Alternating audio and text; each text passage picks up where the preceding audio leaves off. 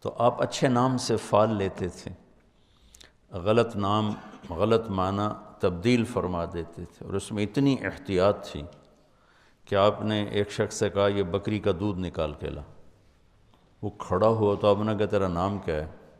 کہا جی مرہ۔ مرہ کہتے ہیں کڑوے کو، بابا تو بیٹھ جا۔ دوسرا کھڑا ہوا، وہ جانے لگا، آپ نے کہا تیرا نام کیا ہے؟ کہا جی حرب، جنگ۔ آپ نے کہا تو بھی بیٹھ جا۔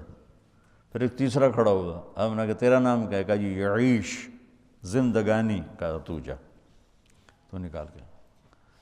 ایک سفر جہاد سے لوٹ رہے تھے، سامنے دو پہاڑ آ گئے، بیچ میں درہ۔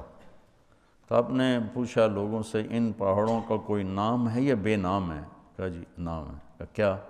کہا اس کا نام فاضح، اس کا نام مخزی، ذلیل کرنے والا، بدنام کرنے والا۔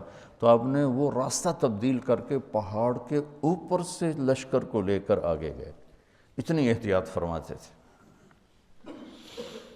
اور جس کا نام اچھا نہیں ہوتا تھا آپ اس کا نام تبدیل فرما دیتے تھے۔ جب حضرت علی کے ہاں پیدائش ہوئی حضرت امام حسن کی، تو آپ نے فرمایا کیا نام رکھا ہے؟ کہا جی حرب۔ آپ کہا نہیں حسن۔ پھر حسین پیدا ہوئے تو آپ نے فرمایا کیا نام رکھا ہے؟ کہا جی حرب۔ حضرت علی کو تو میدان کے شاہ سوار تھے تو انہوں نے اپنے ذوق کے لحاظ سے نام رکھے۔